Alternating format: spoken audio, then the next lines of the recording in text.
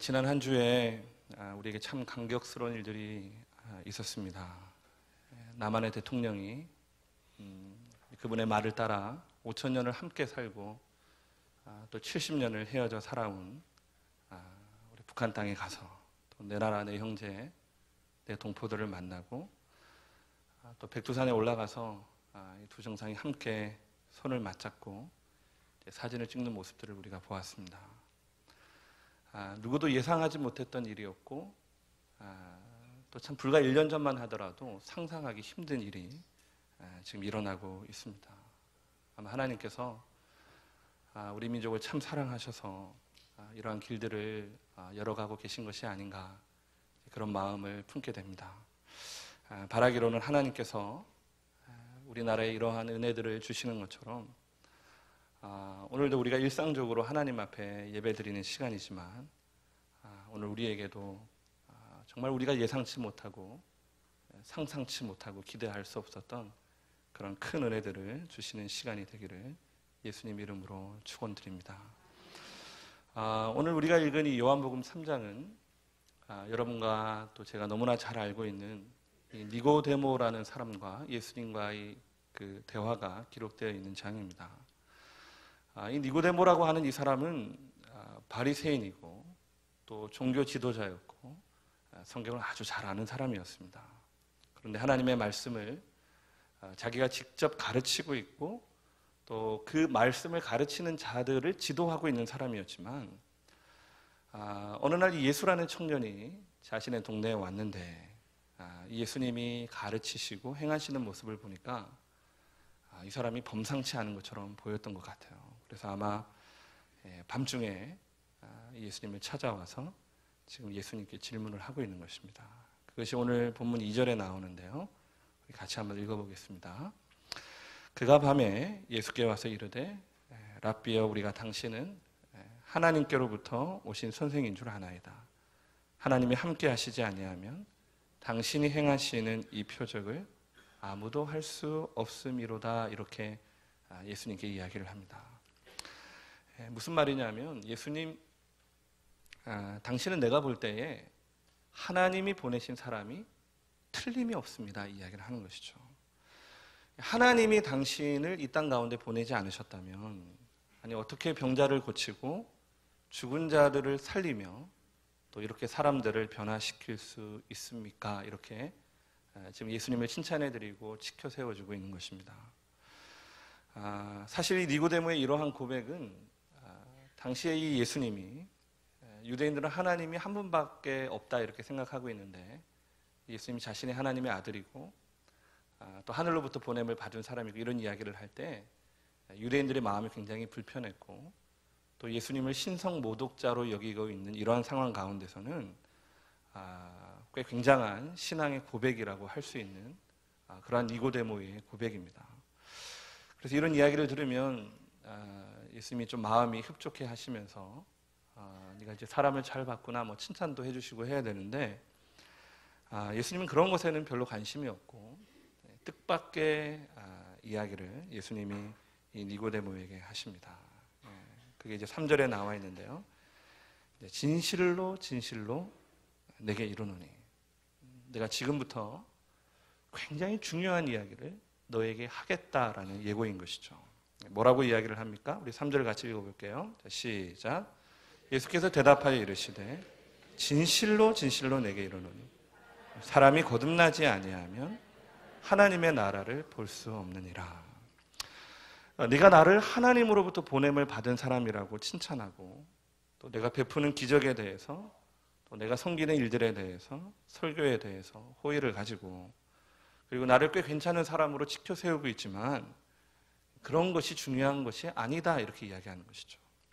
중요한 것은 네가 아무리 나에 대해서 호감을 가져도 내 영혼이 거듭나지 않으면 하나님의 나라를 볼 수가 없고, 따라서 너는 네가 아무리 율법을 가르치는 종교 지도자의 삶을 살아도 또 회당을 오래 다녔어도 내 영혼이 성경을 끼고 살아도 내 영혼이 거듭나지 않으면 너는 지옥에 간다. 그 이야기를 예수님이 하고 계신 것이죠. 여러분, 오늘 우리가 함께 다 모여서 이 예배를 주일날 하나님 앞에 드리고 있지만 사실 이제 추석도 되고 해서 빨리 예배가 끝나야만 고향에 가시니까요.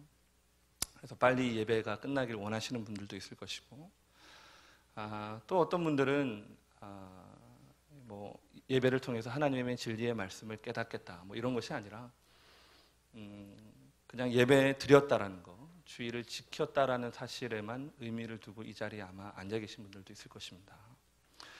그리고 또 어떤 분들은 오늘 본문을 보자마자 목사님이 뭐 또 구원에 대해서 이야기하시나, 또 지옥에 대해서 이야기하시나, 천국에 대해서 이야기하시나, 이런 생각을 하시면서 내가 비록 성경이 이야기하는 의인은 아니지만 그래도 지옥에 갈 만큼 그렇게 나쁜 사람은 아닌데, 나름대로 좀 착하게 살아왔고 남에게 욕먹을 만한 짓 안 하면서 살아왔는데 오늘 이 말씀은 나와 상관이 없겠다, 이런 마음으로 아마 이 자리에 앉아 계신 분들도 있을 것입니다.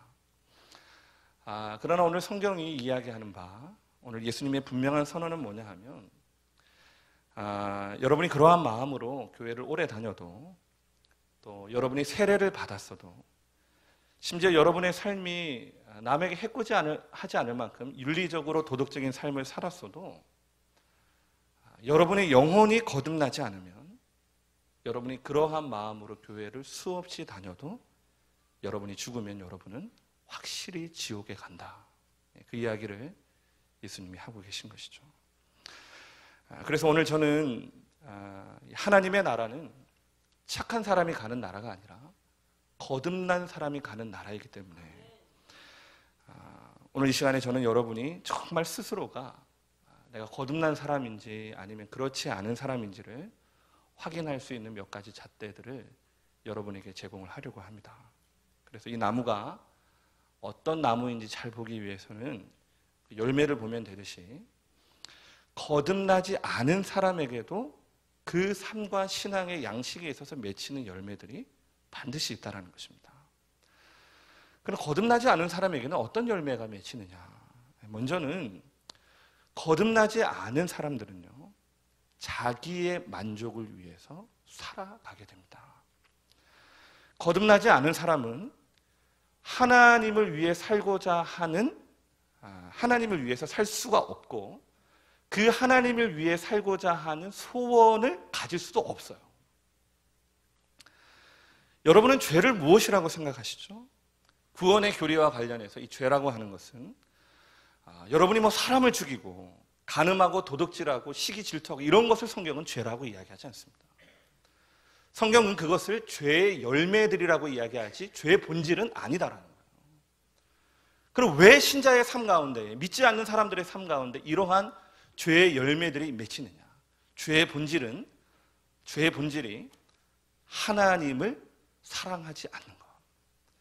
하나님을 사랑하지 않는 것이 바로 성경이 말하는 죄이기 때문에 우리의 삶 가운데 하나님을 사랑하지 않을 때 그러한 열매들이 맺히게 되는 것입니다. 그래서 여러분, 성경이 말하는 죄가 뭐죠?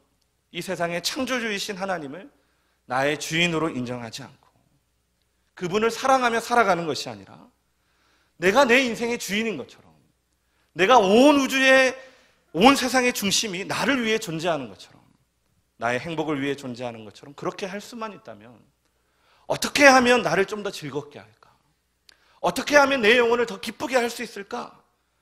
어떻게 하면 내가 더 성공하고 번영할 수 있을까 하며 하나님 없이 최선을 다해서 열심히 살아가는 그 삶을 성경은 뭐라고 이야기하느냐? 죄라고 이야기를 하는 것입니다. 그래서 여러분, 한 사람이 거듭나게 되어지게 되면 그 사람의 삶 가운데 반드시 일어나는 변화가 있는데, 그것이 뭐냐 하면 그 사람은 더 이상 자신의 만족을 위해 살아가는 삶이 아니라 하나님을 기쁘시게 하기 위해서 살아가는 삶으로 변화되어진다는 것이죠. 그러면 여러분이 이 말씀을 듣고 있는 여러분의 생각 가운데 이러한 질문이 있을 수가 있습니다. 목사님, 저는 교인들 중에 분명히 자기는 거듭났다라고 이야기를 하는데 하나님을 최고의 만족으로 삼고 살아가는 것이 아니라 자기 자신의 만족을 위해 살아가는 사람들을 많이 봤습니다. 이 사람들은 어떻게 된 것이죠? 이렇게 질문할 수 있습니다. 거기에 대해서는 이렇게 이야기할 수 있어요. 첫 번째는 뭐냐 하면 그 사람이 자기는 거듭났다라고 이야기를 하지만 거듭나지 않았을 가능성이 있습니다. 두 번째는 그 사람이 진짜 그럼에도 불구하고 거듭난 사람이 분명하다라고 한다면 그 사람이 하나님을 위해 사는 것이 아니라 자기의 만족을 위해 살아가는 그 삶은 언제나 일시적이라는 거예요. 여러분, 신자도 불신자도 누구나 하나님 앞에 죄를 지을 수가 있습니다. 어떤 사람은 자신을 만족시키기 위해서 돈 버느라고 월요일도 돈 벌고 화요일도 돈 벌고 수요일, 목요일, 금요일, 토요일, 주일도 돈 버느라고 사업이나 일에 빠져 살 수 있습니다. 어떤 사람들은 자신을 만족시키기 위해서 하루 종일 드라마나 영화나 스마트폰에 빠져서 살 수 있어요. 심지어 어떤 사람들은 자기를 만족시키기 위해서 운동하는 일과 도박과 음란에 빠져서 하나님을 버리고 살아갈 수도 있습니다. 믿지 않는 신자들에게는 이 일들이 언제나 지배적이에요. 싫어하지 않습니다. 싫어지지 않는 이상 그 일을 계속합니다. 그러나 신자는 어떻다고요? 거듭난 사람에게는 언제나 이 일들이 일시적이라는 거예요. 그래서 거듭난 사람은 자신을 만족시키는 일이 아무리 좋아도 시간이 좀 지나면 반드시 후회를 하게 됩니다. 그래서 자신을 만족시키기 위해서, 자신의 쾌락을 충족시키기 위해서 하나님을 버렸던 이 삶의 선택이 얼마나 어리석은 일이었는가 하는 것을 깨닫게 되는 것이죠. 그리고 주님의 사랑으로부터 멀리 떨어진 이 삶에 대해서 아파하는 마음이 생겨나게 되는 것입니다. 그래서 거듭난 사람에게는 뭐가 반드시 있게 되죠? 회개라고 하는 신앙의 양식이 그 사람에게 있게 되어지는 것이죠. 여러분은 어떻습니까? 여러분은 누구를 위해서 살아가는 사람들입니까? 저는 여러분에게 질문하고 싶습니다.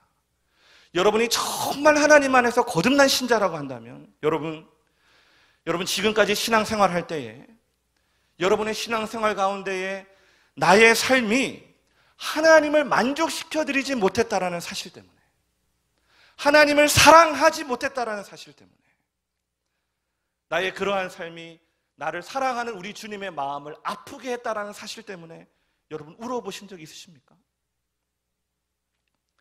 여러분이 정말 거듭난 신자라고 한다면 여러분이 하나님 앞에서 짓는 그 모든 하나님을 사랑하지 않는 그 죄들 때문에, 이 죄가 우리 하나님의 마음을 슬프게 했다라는 사실 때문에 여러분 주님 앞에 울어보신 적이 있으십니까? 그리고 그 일로 교회가 아니라 일상의 삶 가운데서 아무도 없는 골방에 들어가서 무릎을 꿇고 여러분 회개해 보신 적이 있으십니까? 1년이 지나도, 교회 나온 지 10년이 지나도, 20년이 지나도 나의 죄가 하나님의 마음을 아프게 했다는 사실 때문에 여러분이 한 번도 울어본 적이 없고 고통스러워해 본 적도 없고 괴로워해 본 적이 없다면 단연코 그 사람은 거듭난 사람이 아닙니다. 그 사람의 마음은 잠깐 동안 하나님 앞에 굳어져서 회개할 수 없었던 것이 아니라 처음부터 거듭난 사람이 아니었기 때문에 하나님 앞에서 울 수가 없었던 거예요. 여러분, 거듭나지 못한 사람은 또 한 가지 그 삶 가운데 맺혀지는 삶의 양태가 있는데, 그것이 뭐냐 하면 그 사람은 세상을 뜨겁게 사랑한다는 것입니다. 일찍이 예수님이 마태복음 6장 24절에 이런 이야기를 하시죠. 한 사람이 두 주인을 섬기지 못할 것이니 홍미를 이를 미워하고 저를 사랑하거냐. 자막 안 나옵니까? 네.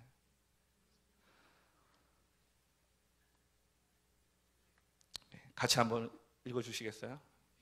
시작. 한 사람이 두 주인을 섬기지 못할 것이니 보기를 미워하고 저를 사랑하거나 보기를 중히 여기고 저를 경히 여김이라. 너희가 하나님과 재물을 겸하여 섬기지 못하느니라. 아멘. 무슨 이야기죠? 하나님을 사랑하는 것만큼 세상을 사랑할 수 없고, 세상을 사랑하는 것만큼 하나님을 사랑할 수가 없다는 것이죠. 물론 거듭난 사람도 세상을 잠깐 사랑할 수 있어요. 그러나 지속적으로 그 세상을 사랑할 수는 없습니다. 예수 믿는다고 하는데 그럼에도 불구하고 그 사람이 지속적으로 세상을 사랑하고 세상과 짝하며 살 수 있다고 한다면 그 사람은 거듭난 사람이 아닌 것이죠. 제가 결혼을 했습니다. 지금 7년 차인데요. 제가 제 아내를 사랑해서 결혼을 했겠죠. 근데 지금도 사랑할까요? 항상 그런 것은 아니에요. 저도 이쁜 자매를 보면 참 이쁘다라는 생각이 들고,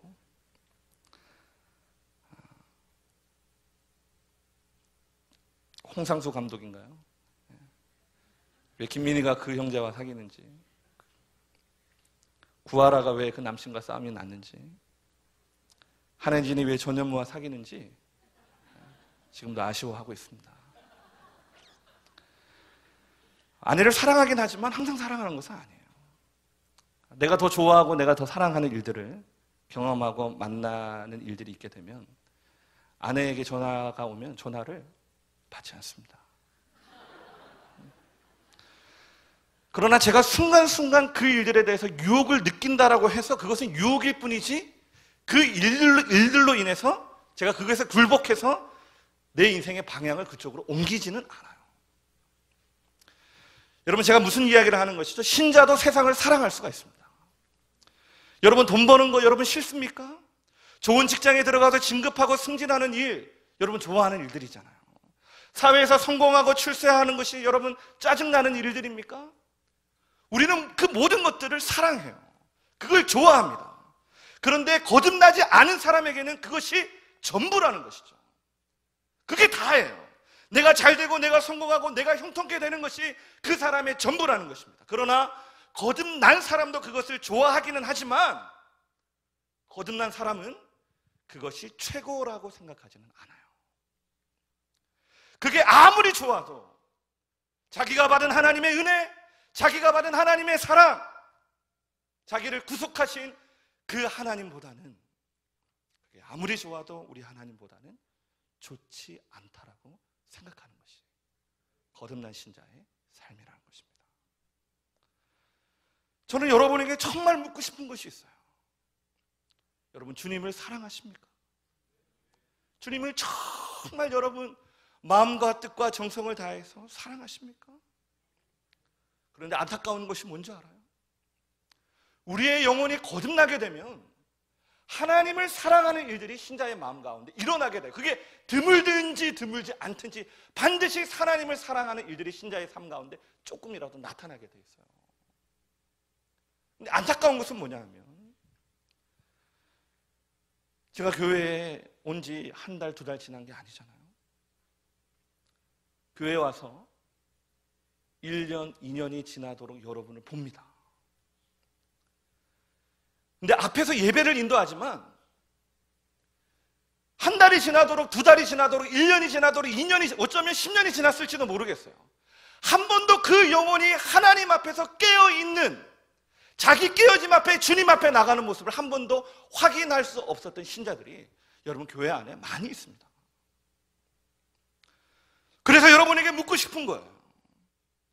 여러분이 1년 365일 하나님 앞에 규칙적으로 예배를 드리면서도 나를 사랑하시는 그 하나님 때문에 소리 높여 하나님의 이름을 불러본 적이 없고, 내가 정말 좋아하고 사랑하는 일들이 있는데 우리 주님이 그 일들을 원하지 않기 때문에 내 삶의 방향과 목적의 인생을, 내 의지를 꺾고 하나님께로 돌아가 본 적이 없고, 말씀을 통해서 나를 사랑하시는 우리 구주 예수 그리스도의 그 은혜와 사랑을 여러분들이 예배를 통해서 한 번도 경험해 본 적이 없다라고 한다면 여러분은 거듭난 신자가 아닙니다.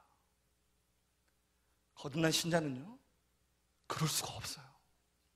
왜인 줄 아세요? 성령께서 우리의 영혼을 다시 살려주셨기 때문에. 불가능한 일이에요, 불가능한 일. 여러분 스스로에게 질문해 보시란 말이에요. 내 영혼은 과연 하나님 앞에 거듭났는가, 살아있는가 질문해 보시라는 것입니다. 물론 여러분의 마음이 굳어지면 제가 하나님의 사랑을 이야기해도 좀 덜 감동받을 수 있어요. 제가 앞에서 하나님의 사랑과 은혜를 이야기해도 여러분이 눈물 흘리지 않을 수가 있습니다.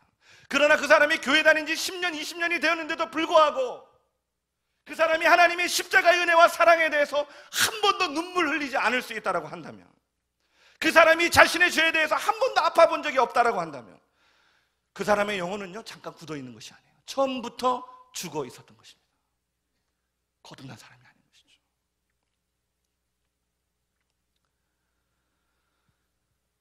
지금은 좀 오래되었는데요, 제가 예전에 사역하던 교회에 갓 20살 된 한 청년이 있었습니다.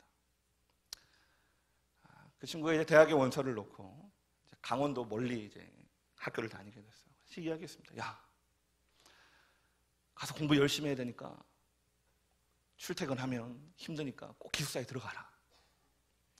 목사님, 저도 공부를 열심히 하고 싶지만 출퇴근을 해야만 하겠습니다.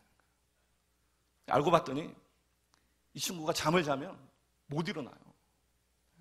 그래서 알람을 3개씩 켜놓고 자는데, 하나는 머리에, 하나는 침대 밑에, 하나는 방문 밖에 놓고 잔다고 합니다. 일어나가지고 해야 참 깨니까. 지금은 믿지 않습니다.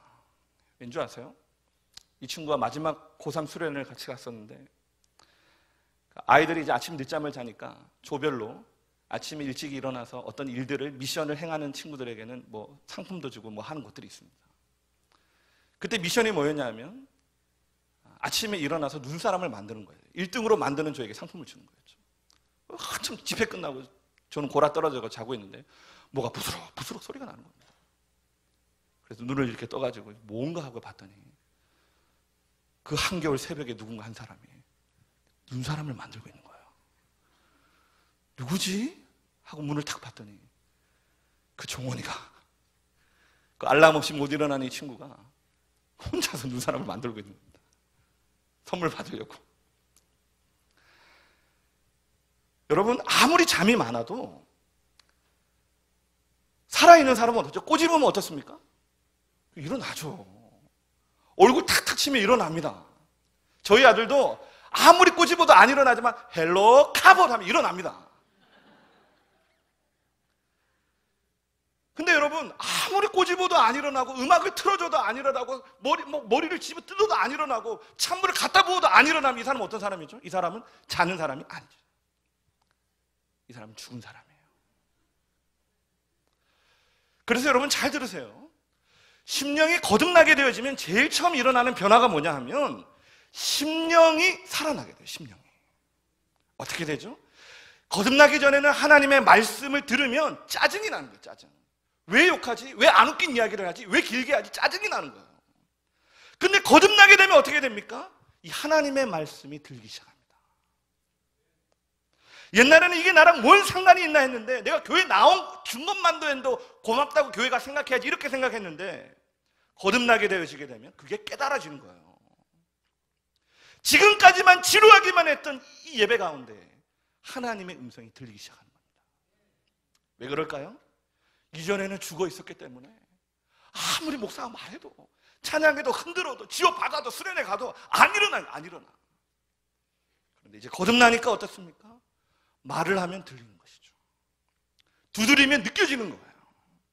하나님의 사랑을 발견하면 눈물이 흐르고, 하나님의 말씀대로 살지 못했다라는 사실 때문에 아픔이 찾아오기 시작하는 거예요. 영혼에 감각이 생겨나게 되는 것이죠. 여러분은 어떻습니까? 여러분의 영혼은 거듭났습니까? 여러분이 스스로 거듭났다라고 이야기를 하는데, 오늘날 교회에 거듭났다는 증표가 뭐죠? 세례를 받았느냐 하는 것이죠. 오늘날 교회의 거듭남의 증표를 뭐라고 생각하죠? 직분을 받았는가 하는 것입니다. 오늘날 교회의 거듭남의 증표가 뭐죠? 당신은 얼마나 교회를 오래 다녔는가 하는 거예요. 근데 예수님 뭐라고요? 그거 다 필요 없다. 거듭나지 않으면 하나님의 나라를 아무도 볼 수 없다, 이렇게 이야기하는 거예요. 그래서 저는 여러분에게 묻고 싶은 것입니다. 여러분이 정말 하나님 앞에 거듭난 사람이라고 한다면, 어떻게 신자로서 그렇게 하루도 아니고 일주일도 아니고 한 달도 아니고 1년 내내 10년 내내 하나님 앞에 그렇게 냉담한 예배를 여러분 드릴 수 있는 것이죠? 말씀 앞에 심령이 차가워져 있고 굳어져 있는 그 예배를 어떻게 참석하십니까? 구원을 보증받기 위함입니까? 여러분이 거듭났다면 어떻게 그렇게 자발적으로 하나님 앞에 나와서 기도하거나 회개하는 일들이 아예 없을 수가 있는 것이죠? 여러분이 정말 거듭났다라고 한다면 어떻게 이 세상의 욕망 때문에 그렇게 하나님의 말씀을 가볍게 여기고 거절하는 삶들이 여러분의 삶 가운데 지배적으로 있을 수 있냐라고 여러분에게 묻고 있는 것입니다. 여러분, 거듭나지 않고 죽으면 여러분은 지금 거듭나지 않고 죽으면 하나님이 거듭나지 않는 자들을 위해 예비하신 지옥불 중에서도 가장 뜨거운 지옥불에 여러분 던져지게 됩니다. 왠지 아십니까? 다른 사람에게는 기회가 없었지만 여러분에게는 하나님이 매주마다 기회를 주고 계셨기 때문이에요. 많은 예화들을 여러분에게 나눌 수 있지만 여러분은 이제 여러분이 거듭난 사람인지 아닌지 여러분 아마 확인하게 되었을 것입니다. 그럼 어떻게 해야 되느냐? 어떻게 해야 죽어있는 우리의 영혼이 다시 살 수 있느냐? 이 질문이 바로 어떻게 하면 우리의 영혼이 거듭나서 영생을 얻을 수 있습니까? 라는 니고데모의 질문이었어요. 이 니고데모의 질문이 뭐냐면 오늘 우리의 질문이라는 것입니다. 어떻게 죽어있는 영혼이 살 수 있습니까? 거듭날 수 있습니까? 예수님이 이러한 질문으로 물어보는 니고데모를 향해 이렇게 이야기를 하십니다. 14절, 15절 말씀을 같이 한번 읽어보겠습니다. 시작. 모세가 광야에서 뱀을 든 것 같이 인자도 들려야 하리니 이는 그를 믿는 자마다 영생을 얻게 하려 하심이니라. 우리 이제 처음 신앙생활 하시는 분들 무슨 이야기인지 아시겠습니까? 우리는 이게 갑자기 뚱딴지같이 광야, 뱀 이게 도대체 무슨 이야기인가 이렇게 싶지만 사실 이 이야기를 듣고 있던 이 니고데모는 성경을 가르치는 사람이에요. 그러니까 예수님이 이 두 문장의 이야기를 딱 하셨을 때 그거 이렇게 금방 아는 겁니다. 이게 어떤 내용이죠? 이게 이제 민수기 21장을 배경으로 하는 불뱀 사건을 예수님이 이야기하고 있는 거예요. 모세 시대 때 하나님께서 이스라엘 백성에게 가나안 땅을 가기 위해서 이제 여러 길들을 열어주셨는데 호르산에서 에돔 땅을 돌아가면 된다 이렇게 이야기했는데 그 길이 굉장히 험했어요. 그러니까 이스라엘 백성들 가운데 불평이 생기는 것이죠. 야, 이 뭔 길이 이렇게 험하냐? 우리를 광야에서 죽이려 하십니까? 차라리 우리가 애굽에서 종살이 할 때가 더 좋았습니다. 우리를 왜 이곳까지 데려왔습니까? 이제 우리는 당신이 주는 물도 싫고 당신이 주는 만나도 싫다. 이렇게 하나님 앞에 항의를 하기 시작했어요. 그래서 하나님이 그들을 징벌하시기 위해서 불뱀을 보내시는데 누구든지 이 불뱀에 물리는 사람들은 다 죽임을 당했습니다. 그렇게 된 상황 가운데서 이스라엘 백성들의 마음이 이제 점점 변하기 시작하면서 모세가 하나님 앞에 살려달라고 이제 외치기 시작하는 것이죠. 자, 그 내용 우리가 다 살펴볼 수는 없고 민수기 21장 8절 9절을 우리 같이 한번 보겠습니다.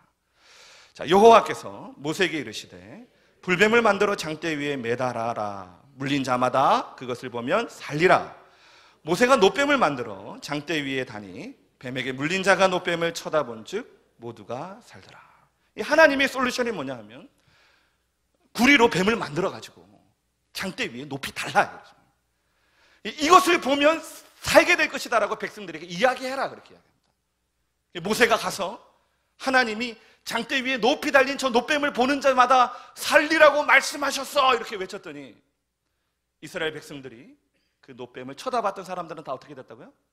살아나게 되었다. 그 이야기가 민수기 21장에 대한 내용이에요. 자, 이 민수기 21장의 내용을 오늘 예수님이 해석을 하는데 그 내용이 바로 오늘 우리가 읽었던 본문 14절과 15절에 나오는 본문입니다. 다시 한번 띄워주시겠어요? 자, 오늘 예수님이 여기에 대한 해석을 뭐라고 내리시고 계시냐면 구약에 불뱀에 물려 자신들의 죄로 인해서 죽어가는 그 이스라엘 백성들은 오늘날 누구를 상징하는 거예요? 우리 하나님을 마음에 두기 싫어하고 그분을 사랑하지 않고 죄 가운데 죽어가는 우리를 상징하는 거예요. 근데 그 사람들이 누구를 보고 살았다고요? 장대 위에 높이 달린 노뱀을 보고 살았잖아요. 그것처럼 인자도 장차 저 나무 위에 달린 그 노뱀처럼 인자도 장차 십자가에 달릴 때가 올 것이다. 들려야 될 때가 올 것이다. 그러나 그때 어떻게 된다고요? 아무리 죄인이라 할지라도 불뱀에 물려 죽어가던 이스라엘 백성들이 노뱀을 보고 살았듯이 장대 위에 높이 달리게 돼 십자가에 달리실 그 예수 그리스도를 보는 사람들은 구원을 얻게 될 것이다. 이렇게 예수님이 말씀하셨던 거예요. 그러니까 우리의 이 죽어있는 영혼이 거듭나기 위해서 필요한 것이 뭐죠? 첫 번째는 여러분이 교회 와서 많은 내용들을 배우지만 최소한의 지식이 여러분 가운데 이해되어지고 동의되어져야 되는 거예요. 그 내용이 무엇입니까?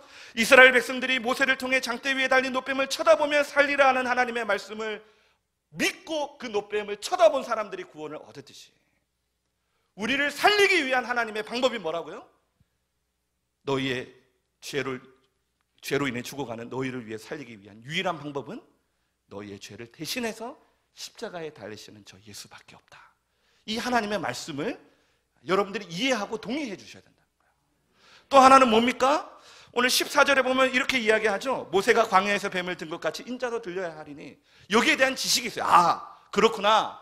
십자가에 달린 저 예수 그리스도를 보면 우리가 구원을 얻게 되는구나. 이 지식이 있어요. 그 다음에 필요한 게 뭐죠? 15절에 보면 이는 그를 믿는 자마다 영생을 얻게 하려 하심이니라 이렇게 이야기합니다. 16절에 뭐라고 이야기하죠? 하나님이 세상을 이처럼 사랑하사 독생자를 주셨으니 이는 그를 어떻게 해요? 믿는 자마다.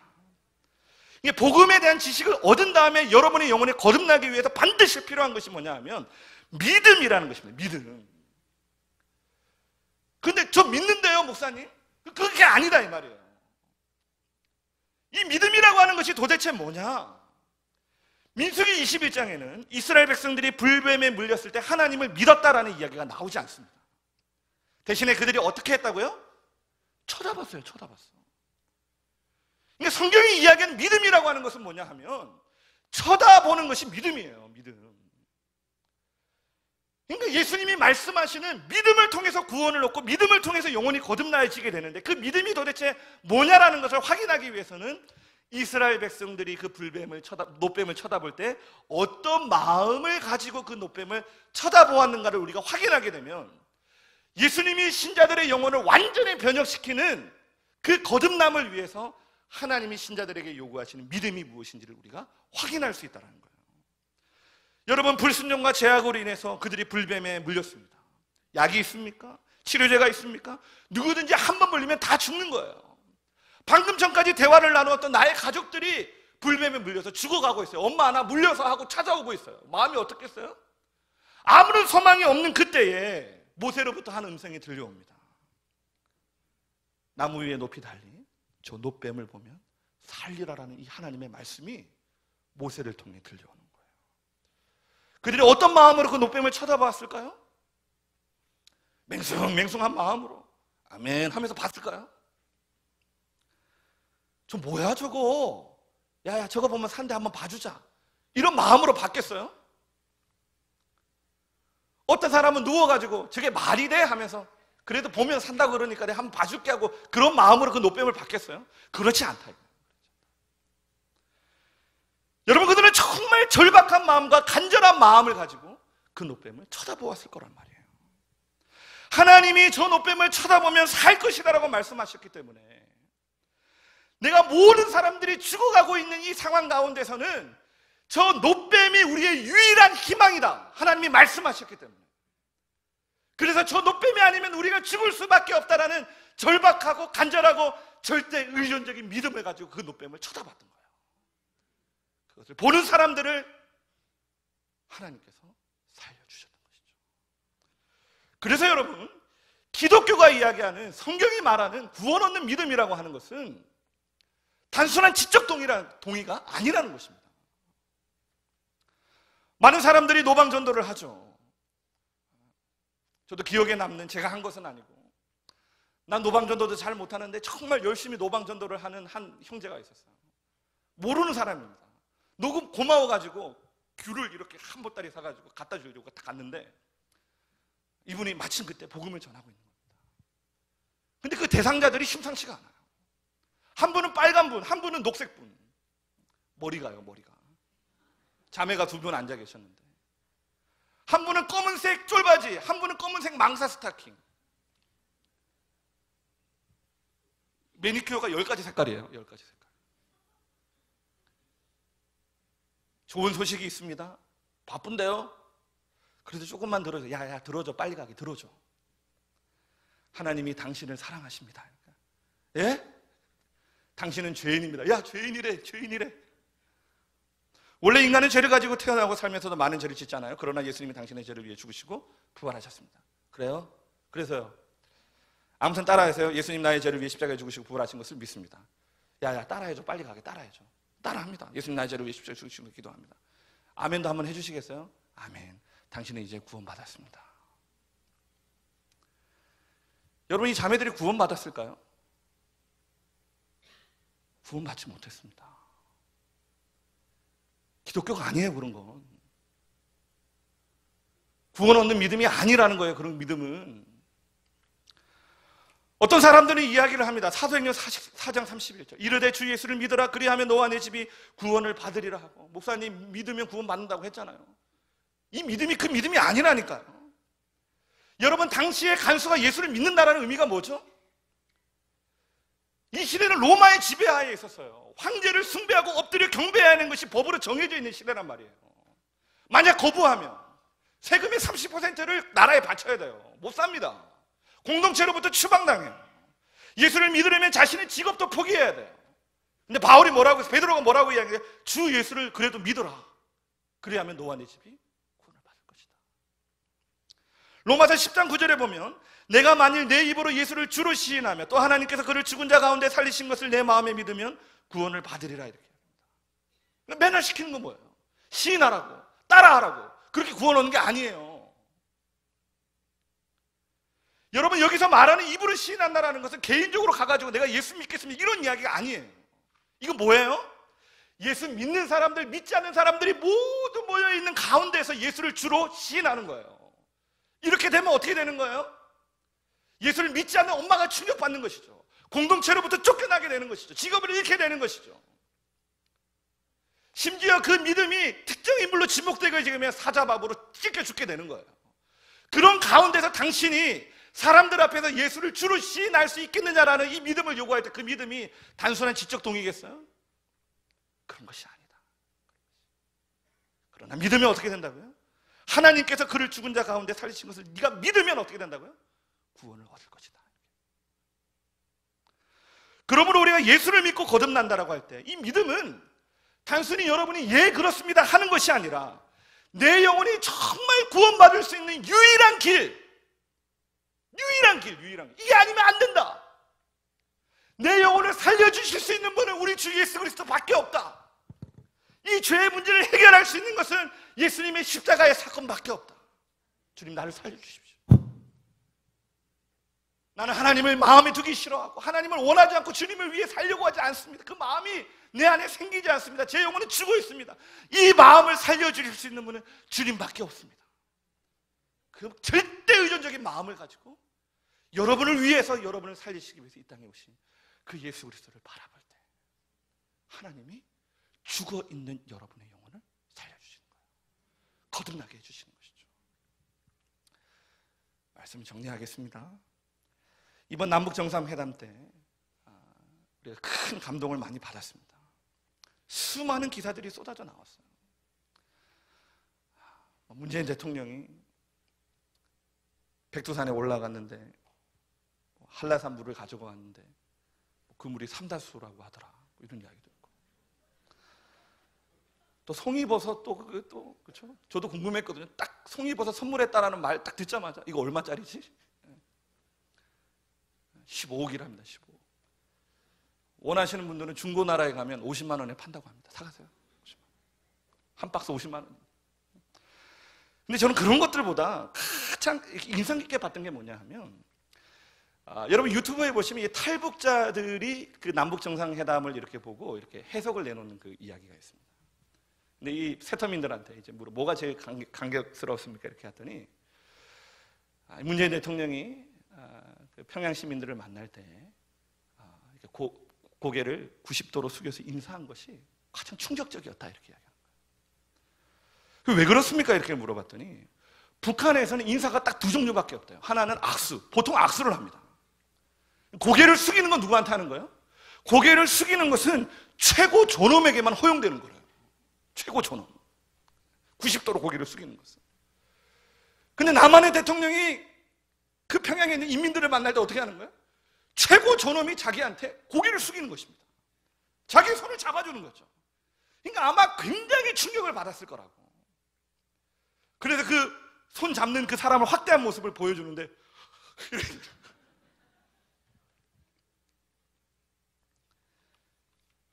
그 모습을 보면서 뭘 느끼죠?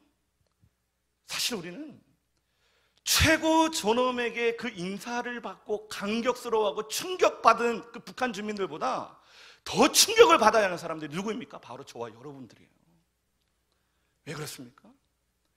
우리는 대통령의 호의보다 더 큰 만왕의 왕이신 예수님의 겸손과 섬김을 받은 사람이 바로 저와 여러분들이기 때문이에요.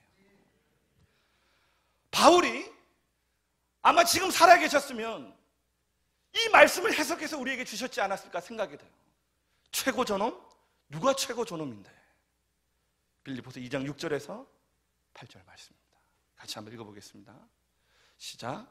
그는 근본 하나님의 본체시나 하나님과 동등됨을 취할 것으로 여기지 아니하시고 오히려 자기를 비워 종의 형체를 가지사 사람들과 같이 되셨고 사람의 모양으로 나타나서 자기를 낮추시고 죽기까지 복종하셨으니 곧 십자가에 죽으심이라. 아멘. 여러분, 십자가에 달리신 그 예수는 우리의 최고의 존엄이신 그 주님은 온 세상의 왕이셨어요.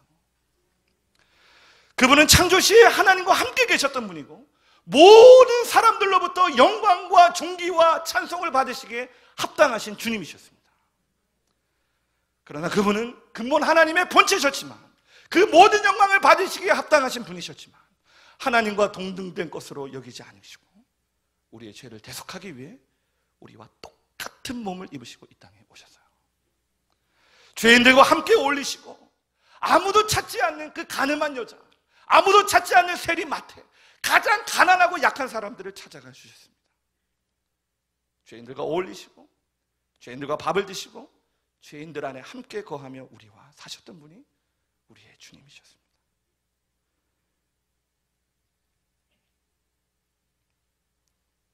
죄인된 우리를 심판하셔야 하는 분이 마지막에 어떻게 됩니까?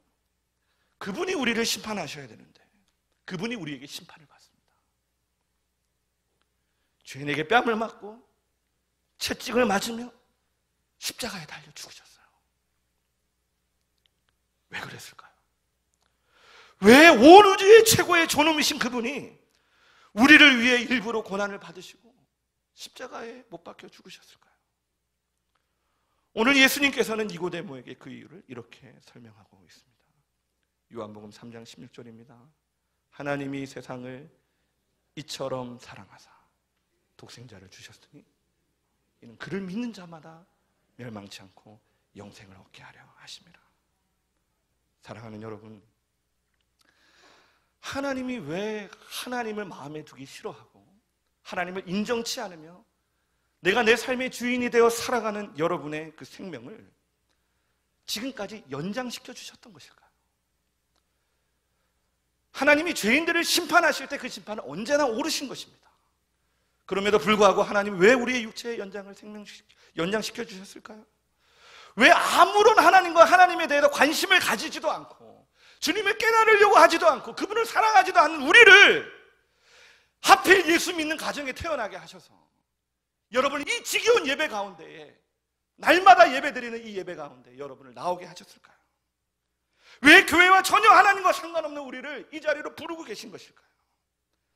그것은 하나님이 여러분을 이처럼 사랑하셔서 이 복음을 믿고 구원을 얻게 하기 위함입니다.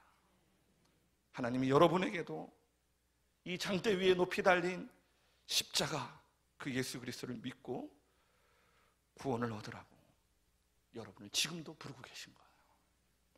이것을 위해 우리에게 필요한 것이 뭐죠? 교회 나갈게 믿습니다. 이런 지적인 동의가 아니라 누군가의 푸시와 압력과 환경과 상황에 따라 예수를 믿는 것이 아니라 하나님, 죽어있고 병들어있고 하나님에 대해서 아무런 반응을 할 수 없는 죽어있는 내 영혼이 다시금 살아날 수 있는, 거듭날 수 있는 유일한 길은 나를 위해 십자가에 못 박히신, 내 앞에 저 장대 위에 높이 달리신 저 예수 그리스도를 믿는 것, 절대적인 믿음을 가지고 그 예수를 받아들이는 것밖에 없습니다. 그 마음을 가지고 여러분의 영혼이 간절히 그 십자가에 달리신 예수 그리스도를 쳐다볼 때, 그 쳐다보는 것은 곧 뭐라고요? 믿음이다. 믿음. 그 믿음이 여러분의 죽어있는 영혼을 살리고 거듭나게 하며 여러분의 영혼을 새롭게 하는 것입니다.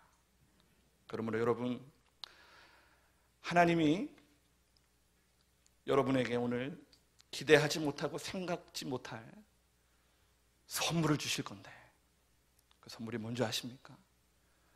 거듭남의 선물입니다. 이 선물을 다 받아가지고 돌아갈 수 있는 저와 여러분 되시기를 예수님 이름으로 축복합니다. 우리 다 같이 일어나셔서 함께 기도하겠습니다. 사랑하는 여러분, 제가 오늘 예배 시간에 굉장히 노골적으로 여러분에게 복음을 전한 것은 하나님이 여러분을 심판하시기 위해서 이 복음을 여러분에게 주시는 것이 아닙니다. 오늘 17절 말씀처럼 하나님이 그 아들을 세상에 보내신 것은 세상을 심판하려 하심이 아니요 그로 말미암아 세상이 구원을 받게 하려 하심이니라. 하나님이 여러분 예수 믿기를 원합니다. 그리고 그 예수를 바라보기를 원해요. 대신에 정말 절대 의존적인 마음을 가지고 주님을 바라보기를 원하시는 거예요. 여러분이 교회를 오랫동안 다녔지만 왜 여러분이 거듭남을 경험할 수 없습니까? 왜 하나님께서 여러분의 만지시는 그 선하신 손길을 여러분 경험할 수 없는 것이죠? 다른 사람들이 통성으로 기도하며 눈물을 흘릴 때 왜 여러분의 마음은 무거워지고 어두워져서 항상 우두커니 서 있을 수밖에 없는 것이죠? 여러분의 영혼이 거듭나지 않았기 때문 아닌가요? 어떻게 여러분의 그 영혼이 살 수 있다고요? 하나님 오늘 여러분에게 여러분의 죄를 위해 이 땅에 오신 예수님의 그 십자가를 바라보라고 말씀하십니다. 불뱀에 물려 죽을 수밖에 없는 이스라엘 백성들이 정말 절박하고 간절한 마음을 가지고 자신들을 살려달라고 그 노뱀을 바라보았던 것처럼 그러한 믿음으로 우리 주님을 바라보라고 말씀하십니다. 그래서 오늘 이 시간에 여러분의 영혼이 하나님, 오늘 목사님 말씀을 듣고 보니까 내 영혼이 거듭나지 않은 것이 확실합니다. 주님, 저를 살려주십시오. 저를 고쳐주십시오. 저도 거듭날 수 있도록 하나님 은혜를 베풀어 달라고 여러분 기도하시고, 또 한 가지 이미 그러한 은혜를 소유하고 있는 여러분들은 여러분의 자녀를 위해 우십시오. 여러분의 부모님을 위해 대신 울어주셔야 됩니다. 여러분 아시잖아요. 여러분이 보고 계시잖아요. 여러분은 여러분의 자녀들이, 여러분의 부모님들이 하나님을 마음 아프게 했다는 사실 때문에 주님 앞에 자기 깨어짐으로 하나님 앞에 나아가는 모습을 한 번이라도 여러분 확인하신 적이 있습니까? 혹시 교회만 나오는 사람들은 아닙니까? 그들은 그들 위해서 그들 스스로를 위해서 기도할 수 없고 하나님 앞에 엎드릴 수 없기 때문에 여러분이 대신 기도해 주셔야 돼요.